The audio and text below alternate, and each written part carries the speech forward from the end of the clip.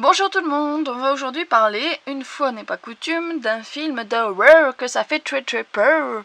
Catacombes, réalisé par John Eric Dowdle avec Perdita Wicks, Ben Feldman, Edwin Dodge, François Civil, entre autres. Bon, désolé pour les noms, les prononciations absolument terribles, comme d'habitude c'est calamiteux. Bon, autant prévenir d'emblée, je suis assez mitigée sur ce film. En fait c'est assez simple, pour moi ce film c'est un peu l'opposé de Mr. Badabook. Si vous vous rappelez bien, j'avais dit que le scénario de Mr. Badabook prévalait tellement sur son côté horrifique que j'avais du mal même pour moi à le considérer comme un film d'horreur.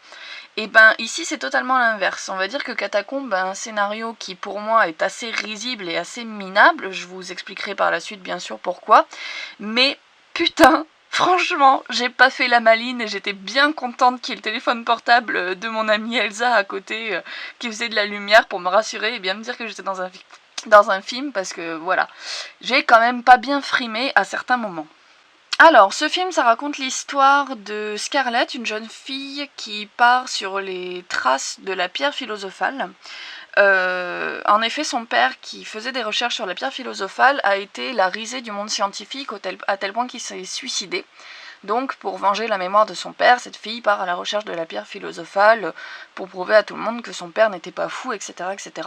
Pour ce faire, elle doit descendre dans les catacombes parisiennes et elle va y aller entourée d'une bande de gens. Donc, il va y avoir Benji, la personne qui va filmer, Georges, le traducteur d'Araméen, Papillon, qui va être le spécialiste en gros de la traînée souterraine, la taupe et tout encore plein d'autres énergumènes dans ce genre. Wouhou, plein de personnages, trop bien. Ah, je m'excuse si vous entendez du bordel, il y a mes voisins qui sont en train de scier un arbre dehors, j'ai l'impression, donc je m'excuse d'avance du fond sonore un petit peu perturbé. Ce film fait partie de cette grande lignée de films en found footage initiée par Blair Witch et popularisée par REC. En règle générale, c'est une manière de filmer qui est plutôt efficace pour un côté horrifique et dans le genre du cinéma d'horreur, ça fonctionne plutôt bien. En effet, c'est plutôt efficace parce que ça implique vraiment le spectateur et ça donne un côté très réaliste à la chose. C'est une manière de filmer qui a tendance à m'attirer et que je trouve intéressante car encore peu exploitée, donc il y a moyen de faire des choses très originales avec. Dans ce film, pour Catacombes, le found footage est plutôt bien exploité et il y a des idées de mise en scène qui sont assez intelligentes. Je pense notamment à l'idée que pour justifier le passage de personnages à d'autres, en gros à des moments de la mise en scène, plusieurs caméras sont fixées en fait sur les casques des personnages, donc ça justifie qu'on passe d'un point de vue à un autre. De même, quand il y a des éboulements, des gros bruits, etc., c'est plutôt bien rendu parce qu'on a la caméra, l'image de la caméra qui se brouille, qui part un petit peu n'importe comment, mais on a surtout le son qui sature énormément, la caméra qui arrive plus à faire le point et tout, donc plutôt réaliste et plutôt bien géré de ce côté-là. Par contre, oui, parce qu'il y a un gros mais, le found footage, ce qui est intéressant avec ce principe-là, c'est le côté réaliste de la chose. Et là intervient pour moi le gros défaut du film, c'est le scénario.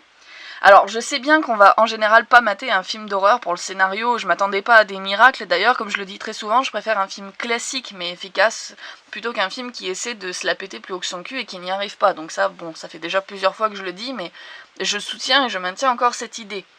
Mais là, le scénario, c'est pas classique, c'est-à-dire que c'est pas du classique mais efficace, c'est juste tellement minable et tellement stéréotypé que ça m'a fait sortir du film sans arrêt. Et ça, c'est quand même grave, parce que bon, dans un film d'horreur, on a envie d'être impliqué, on a envie d'être à fond dans l'histoire, dans le truc, etc. Et quand l'histoire même du film te fait comprendre à quel point ce que tu es en train de regarder, ben c'est un film en fait, ben ça casse complètement l'immersion et ça casse le côté réaliste de la chose. Je veux dire, le charabia mystico-alchimico, prout-prout là, je me doutais bien qu'il y en aurait un petit peu, parce que bon, forcément, quand tu parles de Nicolas Flamel, tu vas forcément avoir des machins type vitriol et compagnie, enfin, ces gros clichés du genre, forcément, ça allait y être présent. Mais à ce point-là, mais c'est la foire, ce film, c'est la foire. On dirait qu'ils ont tout mélangé en même temps, qu'ils ont fait un truc à leur sauce et qu'ils ont fait une espèce de cuisine complètement insipide. Je veux dire, à croire que c'était Maïté qui était derrière les commandes, quoi. Allez, je te prends un peu d'alchimie, que je te rajoute de l'Égypte, je te farcis le tout avec des versets de la Bible en araméen, et hop, on enfourne le tout. C'en est quand même au point que tout ou presque est totalement incompréhensible et que les pseudo-explications mystiques de Scarlett qui nous perdent plus qu'autre chose au final, rendent en fait le film complètement inaccessible en fait. Je veux dire, le spectateur lambda quand il regarde ça, on comprend mais absolument rien et on comprend pas les enjeux, on comprend pas où ça veut aller, où ça veut en venir. Enfin, je veux dire, c'est aberrant, quoi. Au-delà de ce vide scénaristique rempli jusqu'à ras bord de clichés que je vous ai précédemment cités, il y a aussi des moments où le scénario se contredit ou bien il laisse des pistes qui sont pourtant bien amorcées, inexploitées et sans réponse tout au long du film, ce qui est extrêmement frustrant. Par exemple, pourquoi expliciter tellement la peur de George, de son frère qui s'est noyé quand il était enfant, si c'est pour ne jamais l'exploiter? Apparemment, ce qu'on a tous compris une fois sorti du film, c'est que une fois arrivés dans les portes de l'enfer, les personnages, en fait, semblaient être condamnés à mourir, ou en tout cas à revivre leurs peurs les plus profondes. C'est en tout cas ce que laissait entendre la mort de la première fille, qui est tuée par son ami, ou encore la mort de Papillon, qui est tué dans une voiture en feu, donc on comprend que par rapport à sa main brûlée, dont on avait parlé précédemment un petit peu sur un plan, on comprend que, en fait, il a revécu une scène qu'il a vécue, qui est son traumatisme, etc., etc. Mais en fait, des fois, effectivement, ça se passe comme ça, c'est des morts liées à des traumatismes, mais des fois, en fait, non, ça dépend. C'est super bizarre et c'est super dommage. Enfin, je prends par exemple, pour revenir à George, logiquement, sa mort aurait dû être quelque chose en rapport avec la noyade. Et ben non, enfin, au moment où il meurt, ou enfin, où il a failli mourir, parce qu'il meurt pas, en fait, mais bon. Au moment où il a failli mourir, ça aurait été par une carotide tranchée, donc rien à voir, en fait, avec la mort de son frère. C'est vachement dommage parce que ça décrédibilise et ça prouve que le scénario est bancal, comme s'ils n'avaient pas assuré leurs idées jusqu'au bout, alors que pourtant c'était pas con comme idée, hein, franchement, comme ressort scénaristique, mais c'est pas utilisé jusqu'au bout, c'est pas exploité et ça rend le truc pas crédible du tout, quoi, pas crédible une seule seconde. Au niveau du jeu d'acteur, j'ai trop rien à dire, même si leurs réactions sont vraiment clichés et les personnages inintéressants. Donc on a la nana qui est hyper chiante, qui emmène tout le monde dans son délire et qui à cause d'elle, il y a tout le monde qui meurt. Donc ça c'est l'héroïne, Scarlett. Le mec rigolo qui est là pour faire toujours des blagues au moment les plus affreux évidemment. Il y a le bad guy qui se la pète et qui est une flippette en fait, donc ça c'est Pape. Enfin bon, des personnages très très clichés. Donc il n'y a rien de bien transcendant ni d'original de ce côté-là, mais en même temps, une fois de plus, c'est classique, mais là, efficace. Donc bon, j'ai trop rien à dire de ce côté-là, voilà, ça fait son boulot. Parlons maintenant quand même du principal. Oui, ce film fait peur. Et même moi qui suis quand même plutôt anesthésiée des films d'horreur, eh ben je faisais vraiment pas la maline. On n'échappe pas à quelques jumpscares, évidemment, et j'ai envie de dire c'est dommage parce que bon, les jumpscares c'est pas ce qui fait peur, on va pas voir un film pour sursauter, on va voir un film pour qu'il fasse peur, donc il y a des jumpscares, c'est dommage. Ce qui est assez intéressant, c'est que donc le found footage a tendance à rendre des choses qui sont normales, étranges et puis malsaines. Donc je pense notamment à une scène vers le début où on voit une nana qu'on pense être une mannequin ou je ne sais quoi qui est en boîte de nuit et qui en fait a un regard complètement chelou, en plus elle l'a bien cerné de noir et s'est fait un smoky à fond. Ma chérie, soit on choisit d'accentuer les yeux, soit on choisit d'accentuer la bouche, mais pas les deux, hein. Donc Christina elle est très contente parce que là elle avait les yeux mais accentués ouf, au centuple. Même ça fait flipper. Je veux dire, il y a une espèce d'ambiance qui est très très malsaine du début à la fin, qui est vraiment très très réussie. Avec évidemment des personnages qui sont super chelous, des trucs bizarres qui se passent dans les catacombes. Déjà le cadre en soi des catacombes c'est super flippant, mais l'ambiance est vraiment très très réussie et le film fout la trouille. Ouais, vraiment, le film fout la trouille. Et oui, moi je suis contente, j'ai eu ce pourquoi j'ai payé.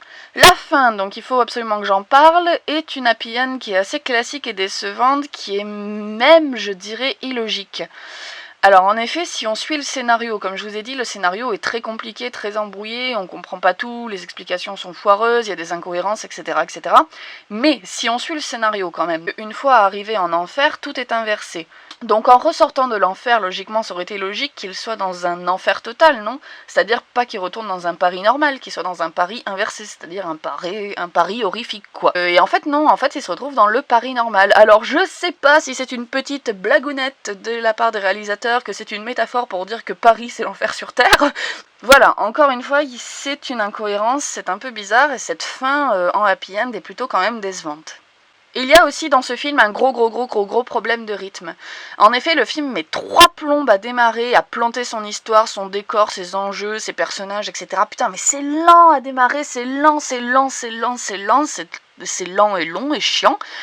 Et au final, les moments de trouille, eh ben, ils durent pas super longtemps et c'est un peu frustrant parce que, comme je vous ai dit, ce film, ce qu'il a d'intéressant à proposer, c'est que les moments où il fait peur. Donc, il réussit vachement bien ces moments-là, mais au final, c'est des moments qui durent très peu longtemps dans le film. Donc c'est super chiant.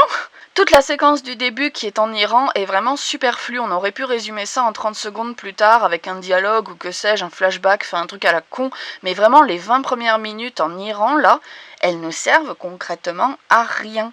Avant de conclure, j'aimerais faire un petit aparté sur le générique de fin qui est vraiment hyper réussi, qui est magnifique avec une musique et une ambiance superbe. Et j'aimerais parler aussi de l'affiche que j'ai trouvée au niveau du graphisme vraiment sublime. Donc voilà, deux petits plus à ajouter aussi pour ce film à ce niveau-là. Au niveau purement esthétique, ils sont vraiment très très beaux. Moi j'ai beaucoup adoré. Donc bah voilà, désolée Maverick, mais je reste quand même assez mitigée et déçue sur ce film, je reste sur ma première impression. Ceci dit, j'ai quand même passé une excellente soirée puisque avec la bande d'amis avec laquelle j'y suis allée, et notamment plus particulièrement Maverick et Yelena, qui sont deux amis que j'ai depuis le collège, on avait l'habitude de se faire des soirées ciné tous les samedis et notamment d'aller voir des films d'horreur, donc ça m'a fait plaisir de renouer un peu avec cette tradition-là. Après, qu'est-ce que je peux conclure sur Catacombes ? Au final, si vous y allez juste, par exemple, entre amis ou tout seul pour vous foutre un bon coup de trouille, pourquoi pas, ça peut être intéressant de le voir. Après, si vous voulez un film d'horreur qui révolutionne le genre, qui soit un peu profond, qui soit un peu intelligemment construit, etc., franchement, passez votre chemin parce que Catacombes s'approche plus de la série B que réellement d'un vrai film d'horreur. C'est clairement pas un super bon film, quoi. C'est pas un chef-d'œuvre, c'est pas là-dedans que la révolution du film d'horreur va se faire. Mais bon, il respecte quand même son engagement de base de faire peur. Moi je suis mitigée, je peux pas dire que j'ai détesté, mais j'ai pas pris un pied énorme non plus. Donc voilà, mon avis critique sur Catacombes est terminé, j'espère que ça vous aura plu, n'hésitez pas à partager la vidéo si ça vous plaît, à vous abonner si ça vous plaît, etc. etc. le discours habituel, et puis moi je vous dis à la prochaine, salut!